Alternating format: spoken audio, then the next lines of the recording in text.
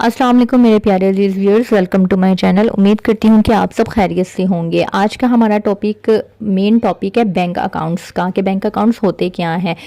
90% लोग अवेयर होंगे कि बैंक अकाउंट्स 3 तरह के होते हैं: करंट अकाउंट, सेविंग अकाउंट और फिक्स डिपॉजिट अकाउंट। आज हम इन्हीं तीनों के बारे में जो है वो डिस्कस करेंगे और मैं नहायत ही आसान अल्फाज में आपको इन तीनों का डिफरेंस भी बता दूंगी और इनको एक्सप्लेन भी कर दूंगी, तो वीडियो को लास्ट तक ज़रूर देखिएगा। सबसे पहले हम बात करते हैं करंट अकाउंट की। करंट अकाउंट बेसिकली क्या है? करंट अकाउंट आप इंडिविजुअली भी ओपन करवा सकते हैं और अपने बिजनेस नेम से भी ओपन करवा सकते हैं। मोस्टली जो बिजनेस पर्सनस होते हैं वो अपनी बिजनेस की ट्रांजैक्शंस के लिए ज़्यादातर करंट अकाउंट का इंतखाब करते हैं और करंट अकाउंट ओपन करवाते हैं।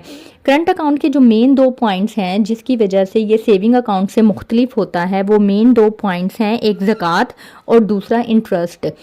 करंट अकाउंट पर ज़कात नहीं डिडक्ट होती, यानी कि ज़कात कट नहीं की जाती है और ना ही इसके ऊपर कोई इंटरेस्ट मिलता है सेविंग अकाउंट की तरह, जिसको आप प्रॉफिट के नाम से जानते हैं, जबकि वो प्रॉफिट नहीं होता बल्कि आपके रखे हुए पैसों पर बैंक आपको इंटरेस्ट देता है।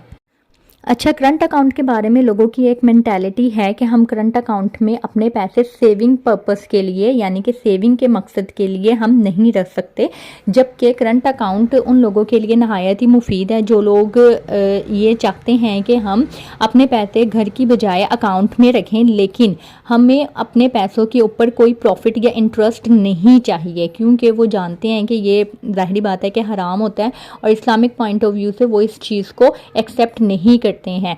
तो करंट अकाउंट उनके लिए बेस्ट होता है क्योंकि ये हराम भी नहीं है।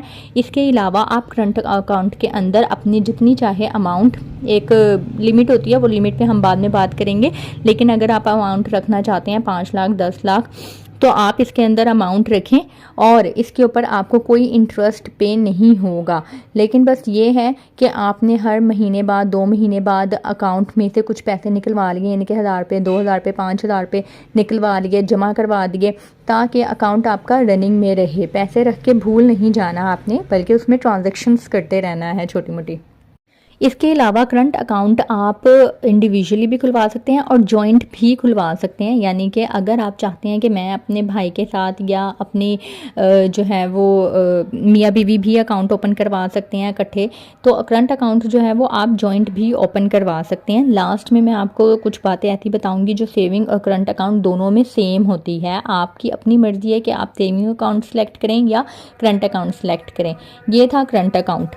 अब हम बात करते हैं सेविंग अकाउंट की। सेविंग अकाउंट क्या होता है? ये भी आप इंडिविजुअली भी खुलवा सकते हैं और जॉइंट अकाउंट भी खुलवा सकते हैं, यानी कि किसी भी ऐसे बंदे के साथ जिसके साथ आपका खूनी रिश्ता हो, स्पेशली मीन के पेरेंट्स के साथ या बहन भाइयों के साथ या मियाँ बीवी भी इस अकाउंट को ओपन करवा सकते हैं। और सेविंग अकाउंट में भी करंट अकाउंट की तरह जैसे कि 2 पॉइंट मेन हैं जो सेविंग अकाउंट को करंट अकाउंट से डिफरेंट करते हैं, यानी कि एक, सेविंग अकाउंट में रखे हुए पैसों पर आपको बैंक की तरफ से इंटरेस्ट पे किया जाता है, जैसा कि मैंने आपको बताया कि आप प्रॉफिट के नाम से अक्सर लोग इसको जानते होंगे, लेकिन वो इंटरेस्ट होता है, एक इंटरेस्ट पे किया जाता है। दूसरा, आपके अकाउंट से हर साल रमज़ान की 1 तारीख को ज़कात डिडक्ट की जाती है। ज़कात किस बेस पे डिडक्ट की जाती है?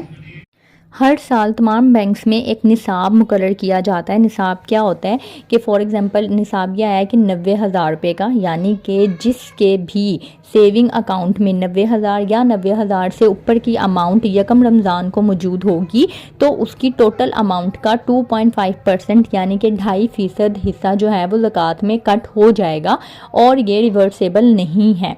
अच्छा, लास्ट में मैं आपको ये भी बताऊँगी कि आप अगर चाहते हैं कि आप सेविंग अकाउंट ओपन करवाएँ और ये भी चाहते हैं कि ज़कात आप अकाउंट से ना कटवाएं बल्कि आप खुद बाहर जैसे भी देना चाहें वो दे देंगे, तो उसका तरीका भी मैं आपको लास्ट में बताऊंगी। वीडियो को लास्ट तक ज़रूर देखिएगा। अच्छा, सेविंग अकाउंट में जो आपको इंटरेस्ट मिलता है वो माहाना बेसिस पे भी मिल सकता है, साल में 4 दफ़ा भी मिलता है, साल में 2 दफ़ा भी मिल सकता है और सालाना बेसिस पे भी मिल सकता है। तो ये डिपेंड करता है कि आपने सेविंग अकाउंट में कौन सा प्रोडक्ट जो है वो सिलेक्ट किया है, क्योंकि सेविंग अकाउंट में इन इंटरेस्ट की बेस पे डिफरेंट प्रोडक्ट्स इंट्रोड्यूस करवाए जाते हैं। ठीक है, तो जब भी आप अकाउंट ओपन करवाने जाएं, सेविंग अकाउंट ओपन करवाने जाएं, तो आप उनसे प्रॉपरली जो है वो सारी मालूमात अपनी लें कि आपकी ज़रूरत क्या है। आपको माहाना प्रॉफिट चाहिए यानी कि इंटरेस्ट चाहिए, सालाना चाहिए, साल में 2 दफ़ा चाहिए, तो जो भी आपकी ज़रूरत है उस हिसाब से ही आप सेविंग अकाउंट ओपन करवाएं। नेक्स्ट हमारा पॉइंट है फ़िक्स्ड डिपॉजिट का। फ़िक्स्ड डिपॉजिट अकाउंट क्या होते हैं? ये नाम से ही आपको ज़ाहिर हो रहा होगा कि आप अगर फॉर एग्जांपल आपके पास कुछ अमाउंट है 5 लाख, 10 लाख, 1 लाख और आप उसको फ़िक्स करवाना चाहते हैं, यानी कि आपको है कि मैं ये फ़िक्स करवा दूं ताकि जो है वो मुझे इसके ऊपर प्रॉफिट या इंटरेस्ट मिलता रहे, तो आप एक सर्टेन टाइम के लिए, मखसूस मुद्दत के लिए इसको बैंक में फ़िक्स करवा देते हैं। ये फ़िक्स आप 3 महीने के लिए भी करवा सकते हैं, 6 महीने के लिए भी करवा सकते हैं, साल के लिए, 3 साल के लिए, तो जो भी उनकी क्राइटेरिया होता है हर बैंक का, तो उस हिसाब से आप इसको फिक्स करवाते हैं। और अमाउंट फिक्स करवाने के बाद आपको प्रॉफिट जो है यानी कि इसके ऊपर जो इंटरेस्ट मिलता है आपको, वो आपको दूसरे अकाउंट में मिलता है। आपकी जो मेन अमाउंट होती है, यानी कि मिसाल के तौर पे आपने 5 लाख रुपए फिक्स करवाए हैं, 5 लाख के ऊपर अब आप चाहते हैं कि मुझे माहाना जो है वो 5 लाख का जो भी इंटरेस्ट बनता है वो मुझे मिलता रहे, तो 5 लाख आपके फिक्स हो जाएंगे बैंक के पास, ठीक है। वो आप फौरी तौर पे नहीं निकलवा सकते और आपको उन 5 लाख के ऊपर जो माहाना बेसिस पे जो भी इंटरेस्ट बनता होगा वो आपको एक अकाउंट लिंक कर दिया जाएगा। उस अकाउंट के अगेंस्ट आपको चेकबुक या एटीएम कार्ड दे दिया जाएगा। आप उसके ज़रिए हर महीने जो भी इंटरेस्ट आता होगा वो आप निकलवा सकते हैं। अच्छा, फिक्स्ड अकाउंट में दो आपके पास ऑप्शन होती हैं। अगर आप चाहें तो माहाना बेसिस पे उसका इंटरेस्ट साथ के साथ इस्तेमाल कर सकते हैं, और अगर आप चाहते हैं कि मेरे 5 लाख के ऊपर जो भी इंटरेस्ट बना है वो भी उस 5 लाख के अंदर ही ऐड हो जाए और उस सारी अमाउंट के ऊपर मुझे इंटरेस्ट मिलता रहे, और यानी कि मुझे इंटरेस्ट की भी ज़रूरत नहीं है, वो इंटरेस्ट भी उसमें ऐड होता रहे, ताकि आपकी जो मेन अमाउंट हो वो भी ज़्यादा होती रहे और आपकी इंटरेस्ट की अमाउंट भी ज़्यादा होती रहे, तो आप ये ऑप्शन भी सिलेक्ट कर सकते हैं। उम्मीद करती हूँ कि आपको समझ आ गई होगी।